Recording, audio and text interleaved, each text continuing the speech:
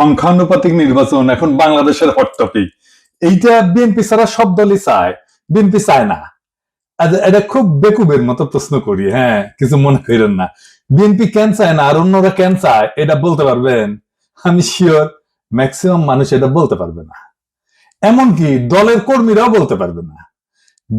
আমার এটা বোঝার জন্য মেলা পড়াশোনা করা লাগছে। যাই হোক, বিএনপি জামাত দুই দলকেই বলতেছি, এটা হইতেছে সেই কারিশমা কাপুর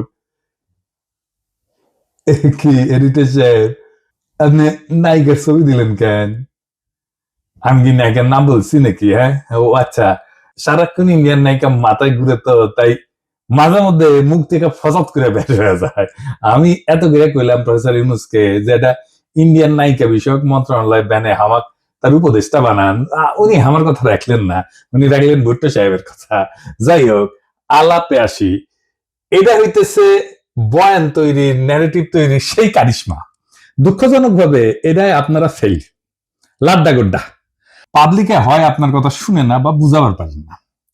এই আলাপটা উঠেছিল গত বছর অগাস্টের শেষ দিকে, হাসিনা পলানোর পরপর। সেই সময় আমি একটা ভিডিও বানিয়েছিলাম, এই যে এটা আপনারা জানেন, আমি তীব্রভাবে জামাতের সমালোচনা করেছিলাম।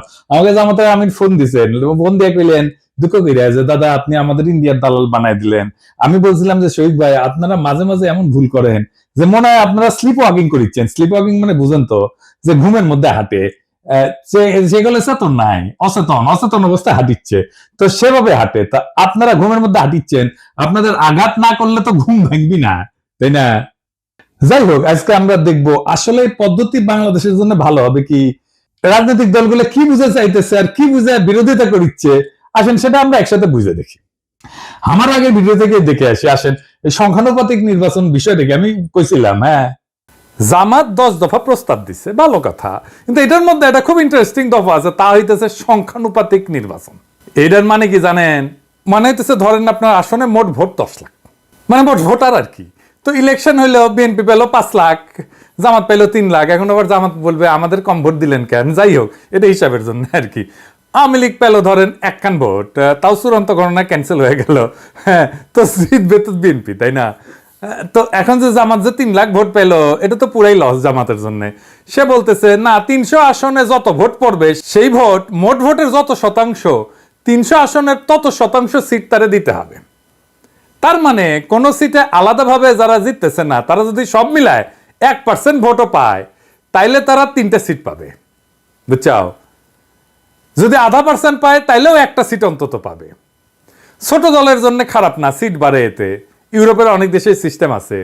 তাই ন্যাশনাল পলিটিক্সে ছোট দলের একটা ভয়েস আছে, তাহলে তো ভালোই, তাই না?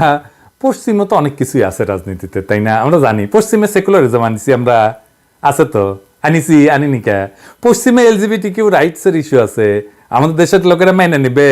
পশ্চিমে মদ খাওয়া, জুয়া, ক্যাসিনো মেনে নিবে, আমাদের দেশে মেনে নিবে না। তার মানে পশ্চিমে আছে, এটা কোনো সাফাই হইতে পারে না। হ্যাঁ, ছোট দলের জন্য এটা ভালো। তা জামাত কি ছোট দল নাকি? মনে করিছে যে চিরজীবন সে ছোট দল থাকবে। ওই যে আছে না সেকেন্ড ডিভিশনে খেলা, ওই চিরজীবন সেকেন্ড ডিভিশনে খেলবি জামাত। আজ আমরা দেখবো যে এই ইস্যুটা আমাদের গ্রহণ করা উচিত কিনা, করলে কেন উচিত, না করলে কেন উচিত না।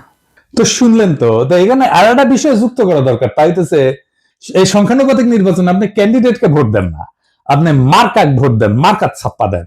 ক্যান্ডিডেট যায় কইতো আমাক ভোট দিলে আমি আপনার ব্রিজ ভেঙে দেবো, আমি আমাক ভোট দিলে আমি আপনার ব্রিজ বেনে দেবো, এটা কবে না, কবে আমার দল ক্ষমতাতে আসলে ব্রিজ ভেঙে দিবি, থুকু ব্রিজ বেনে দিবি, বুঝাও। তো এখন এই পদ্ধতি কেন দলগুলা চায় আমি কোনো অনুমান করব না, আমি ওনাদের দলীয় ডকুমেন্ট থেকে দেখাই দিব। আমি সব দলেরটা দেখাইতেছি না, আমি জামাতেরটা দেখাই, কারণ জামাতি এই সংখ্যানুপাতিক নির্বাচন চাওয়া সবচেয়ে বড় দল। তারা কি বলে এই দাবির পক্ষে আর্গুমেন্ট হিসেবে, আসেন সেটা একটু বুঝে দেখি। জামাতের সাবেক আমির গোলাম আজম সাহেব এই বইটা লেখেন 2005 সালে, সংখ্যানুপাতিক নির্বাচন নিয়ে। এখানে জামাতের সব আর্গুমেন্ট লেখা আছে। এছাড়াও আরো কিছু ইন্টারেস্টিং কথা আছে, পড়তে পড়তে পাইলাম, সেগুলো নোক্তা দিয়ে রাখবো, আর সম্ভব হলে আলাপ করব। ওনারা পটভূমিতে 3 নাম্বার প্যারাত লিখেছেন, এডিটর সাহেব দেখান, সিপি ভিউ চাইছে, এটা ওনারা আনন্দে পারলে নৃত্য করেন। সিপি ভিউ চাইছে, কথা কইছে আনন্দের আর সীমা নাই। হ্যাঁ, আরে সিপি ভিউ চাইলে তো এটা আপনাদের জন্য হারাম হওয়া উচিত। তা না, ওনার প্রগতিশীল কুরকুরানি উঠেছে, সিপিবি চাইছে, ওনারা লাভ দিয়ে উঠেছে। তারপর কইতেছে এরশাদও কইছে, সিপিবি এরশাদ কইছে, এরশাদ আর সিপিবি এই দুইটার চাইতে বড় ইন্ডিয়ান মাল বাংলাদেশে আছে নাই। তো এরশাদ আর সিপিবি একসাথে যেটা চায়, এটা যে ইন্ডিয়ার পলিসি, এটা বুঝেন না। তো তাল তলায় গেছে, এই সহজ সমীকরণ বুঝেন না। আসল আলাপে আসার আগে আরেকটা ইন্টারেস্টিং কথা দেখাই। 11 পৃষ্ঠা এডিটর সাহেব দেখান, ওনারা কইতেছেন প্রচলিত রাজনীতি হলো পাওয়ার পলিটিক্স বা ক্ষমতার রাজনীতি। দেশ গড়া আসল লক্ষ্য না, ক্ষমতাসীন হওয়াই আসল লক্ষ্য। ক্ষমতা ওনার কাছে খুবই খারাপ জিনিস। হে খোদা, আমার উঠে নাও, নয়তো দড়ি ফেলাও, ব্যয় উঠে যায়। হ্যাঁ, রাজনীতি তো ক্ষমতার জন্য। রাজনীতি জিনিসটা কি কন্ত, এটাই তো বুঝেন না আপনারা। এবং সেজন্য বলি মাঝে মাঝে জামাত রাজনৈতিক দলই হয়ে উঠতে পারেনি। জামাতের একটা ইমাজিনেশনের বাংলাদেশ আছে, আছে কিনা? আছে তো। কল্পনার একটা বাংলাদেশ দেখে তারা, তাই না? বিএনপিও দেখে, আমিও দেখি, আপনিও দেখেন। আমাদের সকলের ইমাজিনেশনের বাংলাদেশ আলাদা। বিএনপি যে বাংলাদেশ চায় সেটা জামাতের সাথে মিলবে? মিলবে না। জামাত যারা করেন তাদের ইমাজিনেশনের বাংলাদেশ একই, তাই তারা একটা দল করে। এই ইমাজিনেশনের বাংলাদেশ গড়তে হলে আপনার রাষ্ট্র ক্ষমতা লাগবে। আপনারা ক্ষমতার জন্য রাজনীতি করেন না। রাজনীতি মানেই ক্ষমতা প্রশ্ন। রাজনীতি হচ্ছে ক্ষমতা সম্পর্কের কৌশলগত ক্ষেত্র। রাজনীতি দিয়ে ক্ষমতা তৈরি হয়। জামাত যেটাকে দেশ গড়া বলে সেটাকে আওয়ামী লীগ বলে দেশ ধ্বংস করা। দেশ গড়া কোনো রাজনৈতিক শব্দ না, এটা সাহিত্যের শব্দ। যাই হোক, জামাত বলতেছে, একটাই যুক্তি দিচ্ছে এই সংখ্যানুপাতিক নির্বাচনের জন্য, নির্বাচনের টাকার খেলা বন্ধ করবে সংখ্যানুপাতিক নির্বাচন। আর কোনো দ্বিতীয় যুক্তি নেই। ক্যান্ডিডেটদের টাকা খরচা করতে হয়। দেখেন, টাকা খেলা বন্ধ করার জন্য জামাত সংখ্যানুপাতিক নির্বাচন চায়। খুব সৎ চাওয়া, তাই না? আচ্ছা, জামাতের ভাইরা বলেন তো, আমি বিএনপি জামাতের উদাহরণ দিব না, কারণ আপনারা তো ভালো ছেলে, সন্ধ্যাবেলা হাত মুখ ধুয়ে পড়তে বসেন, তাই না? তো ধরেন জাতীয় পার্টি, যে খারাপ পার্টি আপনাদের কাছে, তাই না? সে তো 7% ভোট পায়, তাই না? বাংলাদেশে মানে সে 21টা সিট পাবে, পাবে কিনা? 21টা না পেলে 15টা পাবে, 15টা না পেলে 10টা পাবে, 10টা না পেলে 5টা তো পাবে নাকি? এর মধ্যে যদি সে এক একটা সিট 500 কোটি টাকায় বিক্রি করতে চায়, হবে না বিক্রি? আপোষে হবে। আওয়ামী লীগের লোকেরাই কিনে নেবে। মজা তো, এলাকায় যাইতে হইলো না, মারপিট করতে হইলো না, ক্যাম্পেইন করতে হইলো না, ভোট কেন্দ্র দখল করতে হইলো না, এমনকি রাজনীতি করতে হইলো না, আপনাকে এমনকি নমিনেশনও কিনতে হইলো না। শোনা যায় নমিনেশন দিয়ে অনেকে টাকা পয়সা নেয় আর কি, অনেক দল আর কি। না, আমার কইলাম না আর কি, আপনারা জানেন। আপনার টাকা আছে, আপনার জিতা সিট কিনে নিলেন, নো রিস্ক, হারার কোনো ভয় নাই। ধরেন দল এলাকা ভাগ করে দিল, বললো যে এখন যে সিট আছে ওইভাবে ভাগ করলো। এই সেই সিট অনুসারে, এই যে ধরেন বগুড়া 1 আসনে যতগুলো কেন্দ্র আছে, এইখানে যদি বিএনপি জিতে, এইখানে বিএনপি কইলো যে কাউকে কোনো ক্যান্ডিডেট কে কইলো, এই বগুড়া 1-এর এই কেন্দ্রগুলোর সিটে যদি বিএনপি জিতে, তাহলে তোমার এমপি বানাবো ওই সিটে। তুই ক্যান্ডিডেট খরচা করবে না জেতার জন্য, পারবেন টাকার খেলা কমাইতে, বরং বাড়াই দিবেন টাকার খেলা, আরো কেন্দ্রীভূত কইরা দিবেন। কারণ ওই পাবলিককে জনগণ ভোট দেবে না, ওই পাবলিককে সিলেক্ট করবে দলের নেতা। আর কি কি সমস্যা আছে? বাংলাদেশের প্রধান রাজনৈতিক দলগুলোতে তো আভ্যন্তরীণ গণতন্ত্র প্রায় অনুপস্থিত, নেতৃত্ব অত্যন্ত কেন্দ্রীভূত। এই পদ্ধতিতে, সংখ্যানুপাতিক পদ্ধতিতে দলীয় তালিকা তৈরি হবে কেন্দ্রীয় নেতৃত্বের মাধ্যমে। এটা স্থানীয় জনপ্রতিনিধিত্বকে দুর্বল করে দিবে। দলীয় নেতৃত্ব ক্ষমতা আরো কেন্দ্রীভূত করবে এবং স্থানীয় পর্যায়ে জবাবদিহিতা কমবে। দলের শীর্ষ নেতৃত্বই নির্ধারণ করবে কে সংসদে যাবে। ভোটারদের প্রত্যক্ষ ভোটের ক্ষমতা কমে যাবে। মানে এখন তো জনপ্রিয় নেতা হলে তার জেতার চান্স থাকে, তাই না? মানুষের কাছে ভালো হইতে হয়, সেটা কোনো দরকারই পড়বে না। দেখেন, আমরা অনেকে মনে করি রাজনীতি মানে হচ্ছে নির্বাচন, আইন, সংসদ, এই সমস্ত কিছু। কিন্তু রাষ্ট্রবিজ্ঞানী মোস্তাক আহমেদ একটা খুব সোজা কথা বলেন। উনি বলেন যে রাজনীতি আসলে একটা অদৃশ্য বোঝাপড়া। সেটাতে ঠিক হয় কে ক্ষমতায় থাকবে, কে টাকা খাবে, কে নিরাপদে থাকবে। এই বোঝাপড়াকেই বলা হয় পলিটিক্যাল সেটেলমেন্ট, বা বাংলায় বলে রাজনৈতিক বন্দোবস্ত। এই রাজনৈতিক বন্দোবস্তই ছাত্ররা ভাঙতে চাইছিল, আর সেটাকেই তারা বলছিল নতুন রাজনৈতিক বন্দোবস্ত। বুঝিছাও?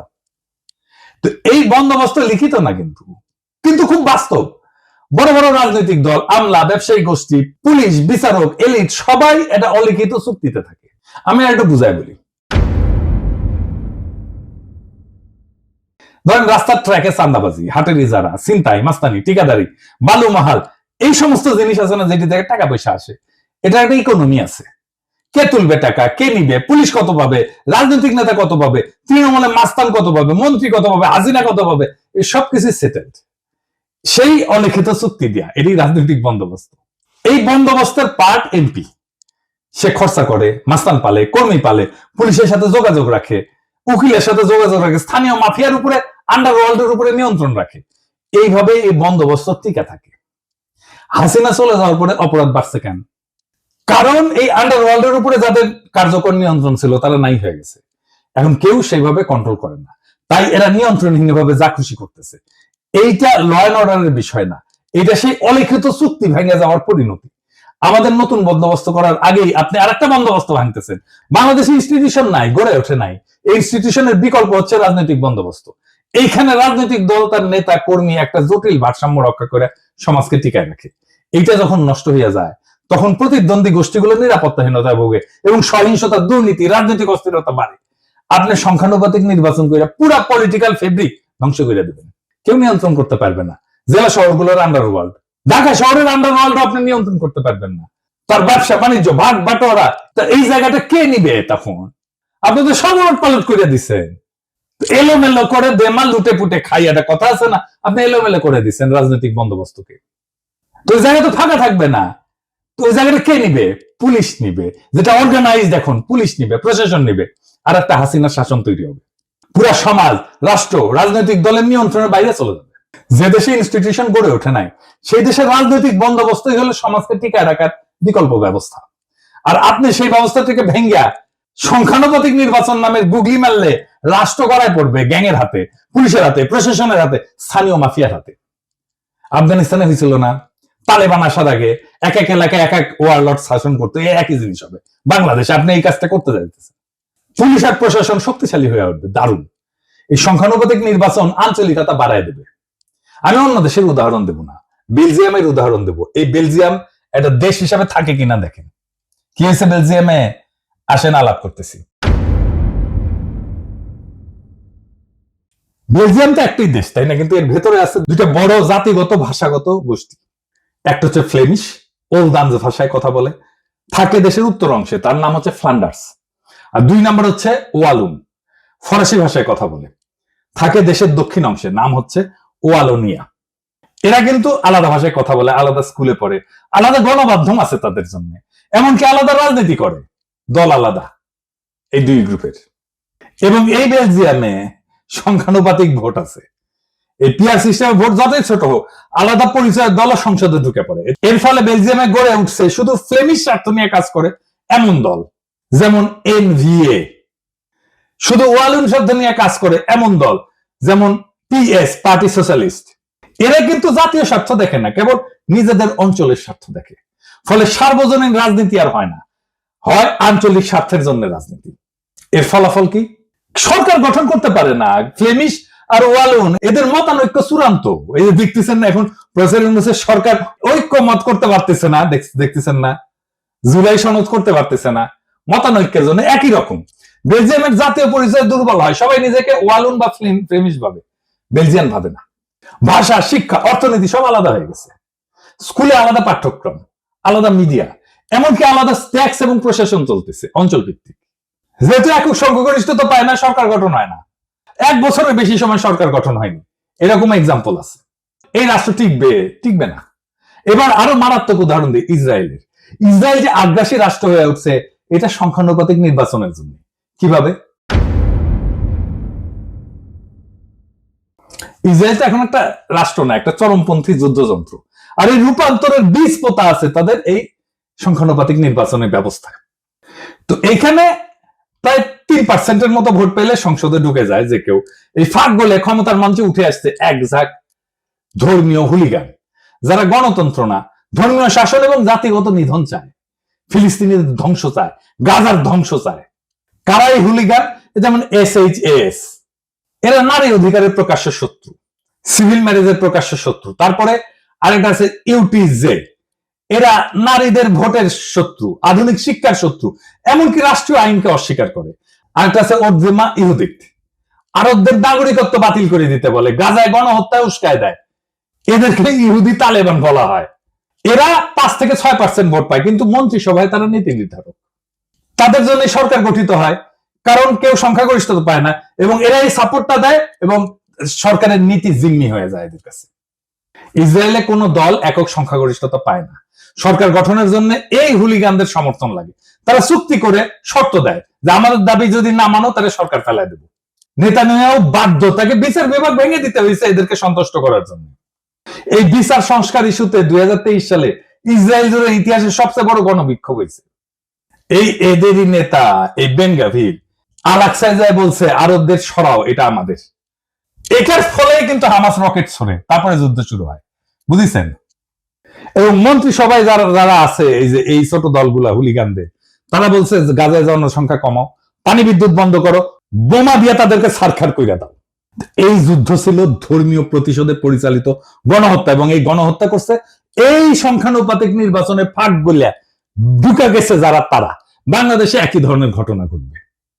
এমনকি ইরান যুদ্ধে রাজনীতিকে বানানো হয়েছে ধর্মীয় জিহাদ। এই ওরজেমা ইহুদির এরা বারবার বলছে ইরানকে সরাসরি আক্রমণ করো। এই যুদ্ধকে তারা বলছে জুইস ডেস্টিনি। কূটনীতি, আন্তর্জাতিক আইন, আঞ্চলিক স্থিতিশীলতা সব ফালতু, শুধু যুদ্ধ, আগুন আর দখল চাই এদের জন্য।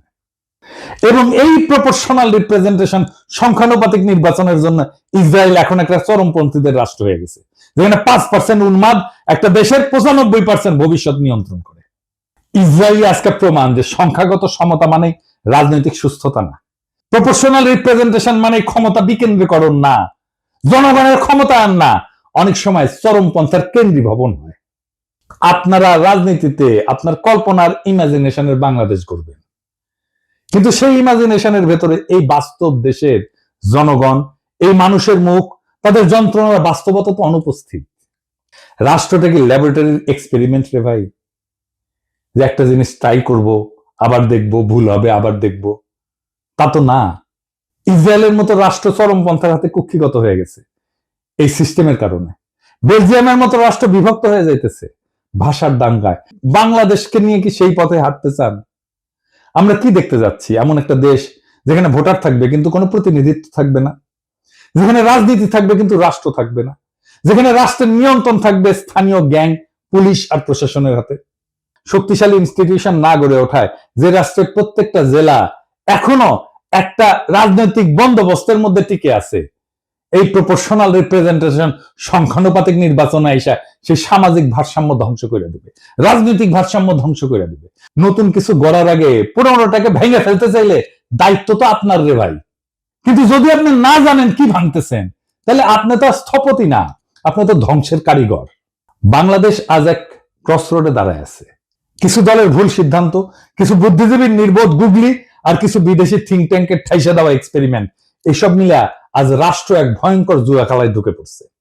একটা দেশ যেটা গণতন্ত্র ছিল ভঙ্গুর, আইনের শাসন ছিল কাগুজে, সেই দেশে আপনি যদি রাজনৈতিক বন্দোবস্ত না রেখা এই সংখ্যানুপাতিক নির্বাচনের সিস্টেম চাপায় দেন, তাহলে ওরা গড়ে উঠবে তা গণতন্ত্র না, তা হবে পলিটিক্যাল মাফিয়ার এনক্লেভ। আর মানুষ শুধু ব্যালটের সেরা কাগজ হয়ে থাকবে। আমরা কি একটা রক্তাক্ত বিপ্লবের পরে এমন একটা পরিণতি চাইছিলাম? বিচারের ভার আজকে আপনাদের উপরে দিলাম। এই দেশ ধ্বংস কইরেন না, এই দেশ ধ্বংস হয়ে যাবে যদি আপনাদের বিবেচনাবোধ অন্ধকার হয়ে যায়, আপনাদের জাজমেন্ট যদি ক্লাউডেড হয়ে যায়। সেই রাস্তায় আমরা হাঁটতে চাই না, আমরা বিপ্লবের রাস্তাতে হাঁটতে চাই।